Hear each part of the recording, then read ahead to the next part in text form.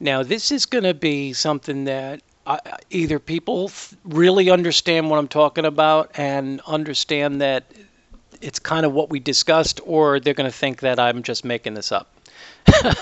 I because what happens is sometimes people hear what they want to hear when you hear what goes on and you position yourself accordingly.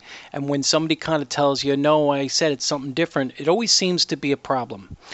And what I'm trying to say here is that people's expectations of what's going on sometimes could be, different. When I wrote here, here's a long, if we're going to see any bounce, we'll see it here. We saw the initial move. It comes right in this 104. And I said maybe we could see this go into the 105 range, and that certainly was my target. I thought maybe we'd see the 105. But I tried to stress to everybody that, you know what, I thought we were overextending. I really felt that we were, but I said you have to be careful here because this is not done yet. It's not complete. Has to take another test lower, and we could go into these lower ranges. I'm pretty sure I said that it could go back into these lower ranges, and that any of the counter move would very likely be sold into. And my concern was, and I said this because I'm darn sure I said this, was the dramatic drop that we saw here. I said the gap here could be an exhaustion gap, so we could be getting close, but what happens is this is not enough to kind of complete the turn just yet. So you have to be careful in these bounces, please. This is why I say sometimes it's not even worth that little counter bounce.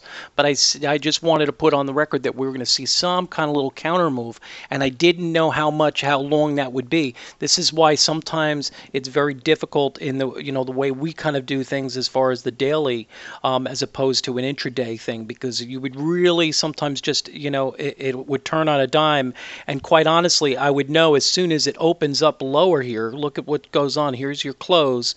You could see it near my line here, and then you could see it opening up right underneath our pivot for the week. So, I would know that we were just going to see a deep, retest one more time, and then, very likely hit the target and start to turn, which I think could be very close to that time frame we were talking for a change in trend. So I would think that we see this come around to this 101 level and start to turn around. So pretty much completes what we're looking at here. This kind of 1, 3, you know, I don't know if that's the 4 because it seems so short here.